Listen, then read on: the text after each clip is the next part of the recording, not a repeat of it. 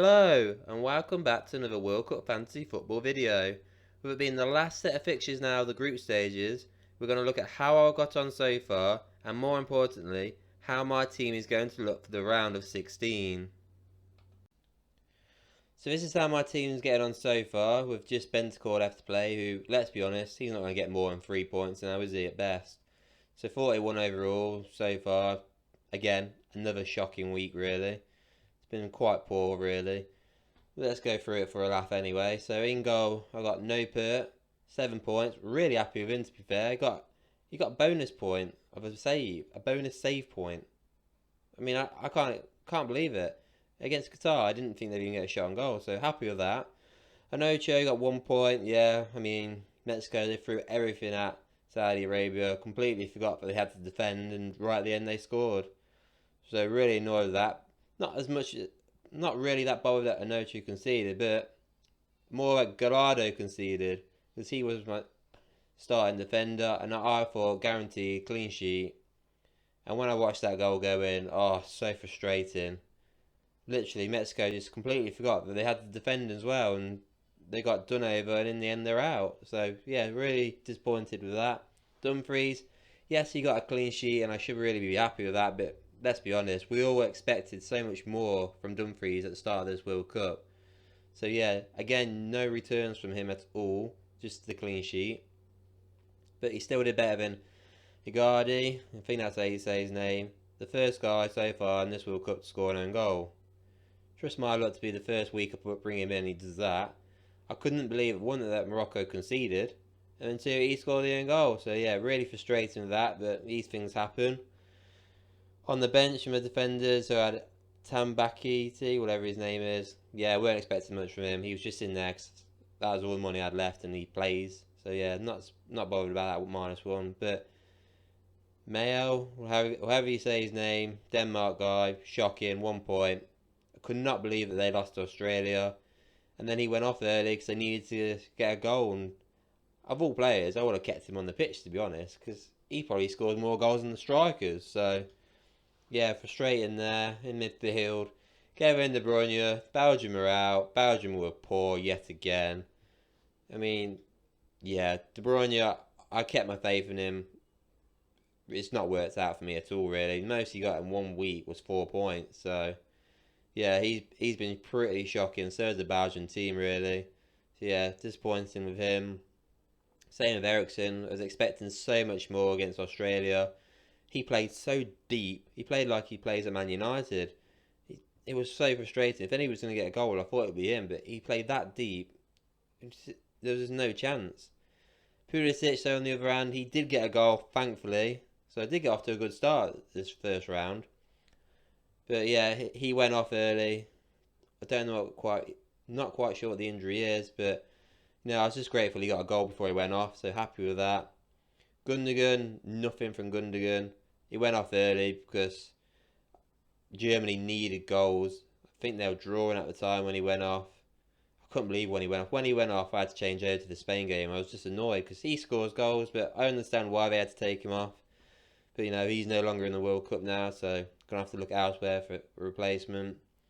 And then up front, 6 points for Gakpo. He got a goal against Qatar. I should be happy with that, but to be honest, I thought he was going to get 3 goals. So, a little bit disappointed. But it is what it is. I'll take those 6 points. He did much better anyway than Messi. Only got an assist. It was again another kind of performance from Argentina. You just think they could do better, but they qualified anyway. He got an assist at least. He missed a penalty though, which was a bit frustrating. But it is what it is. I'm not confident for Argentina in the long haul. I don't think they're going to go past the quarters, if I'm being honest, with the way they're playing. But, they're qualifying. That's the main thing for them. And then finally, Harry Kane. He ended up being my captain. He wasn't my first captain, so obviously I was really disappointed that he only got the assist. I did think, I thought they were going to batter Wales, which they did do. But again, no goals from Harry Kane. Just the 1 assist. My original captain was Dumfries, so I would have had 12 points from him, but I just felt like Harry Kane could have scored a couple of goals, or got a couple of assists at least, He just got the one assist, and obviously when they were a couple goals up on Wales, obviously Southgate was thinking ahead, so he had took him off early. So a bit frustrating. Overall, another terrible week. Started off well again, and it ended up terrible again. So yeah, that's how I got on in match day 3. Right then, so this is how my match day 4 team is going to look. Now you get unlimited transfers again, so there's been a lot of changes. First up, I've got Noper in goal still, just because they've got the USA, and I don't see USA scoring against the Dutch, especially if Pulisic is out injured. He's their biggest threat. I mean, you're seeing some of the other guys take shots, and you think they're never going to score. So that's why he's in goal. I've got Gonda as well in goal for Japan. They've got Croatia. They've just beaten Spain. They have beaten Germany. The only issue is they've not kept a clean sheet yet. So I'm not really confident about him, but he's 4 million. He starts. He's in the round of 16. If worst comes to worst, then he will have to be my goalkeeper. In defence, I've kept Dumfries still. He has disappointed me, but the Dutch are keeping clean sheets. And you never know, he might finally do something attackingly. So he's in there. Luke Shaw for England. I mean, he's going to start. They've got Senegal.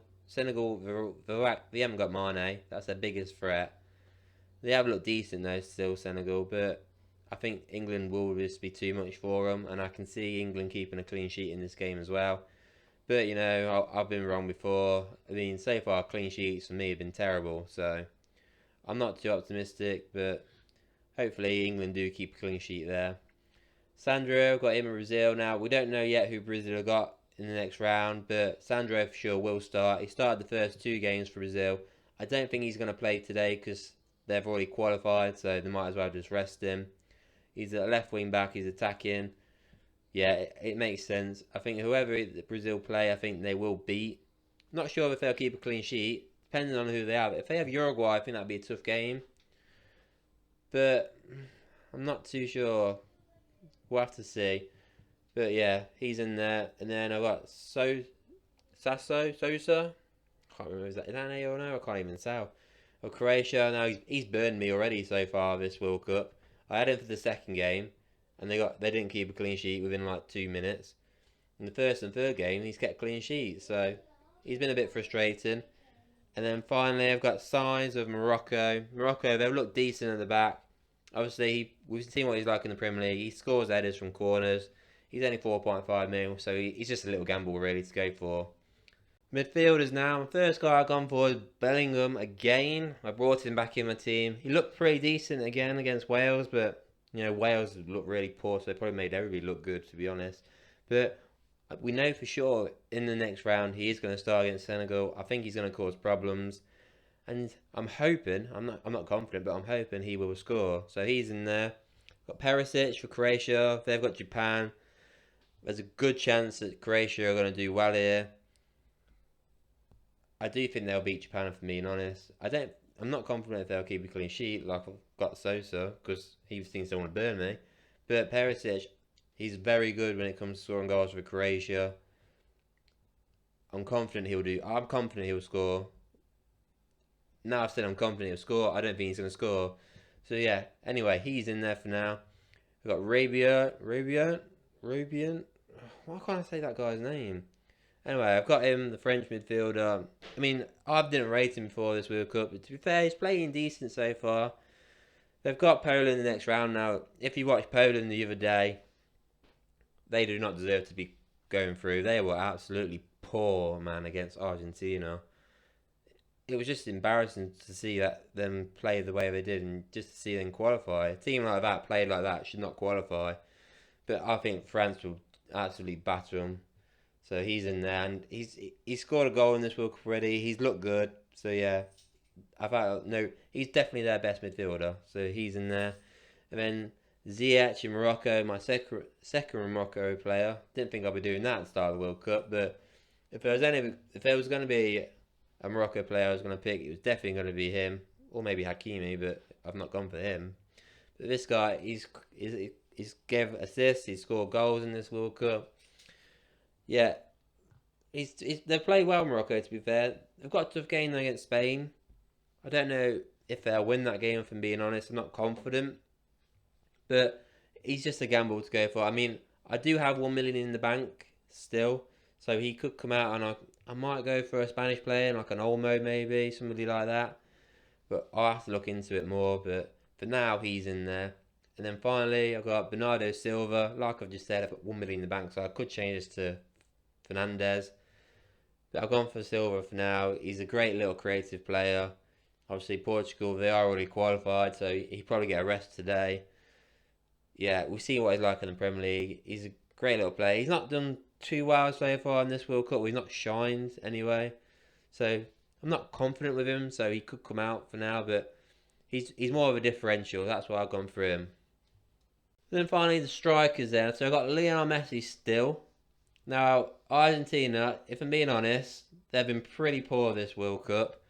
They lost to Saudi Arabia. I mean, they played well against Mexico, and they all over Poland, but only scored that one goal, and he did miss a penalty. But they've got Australia.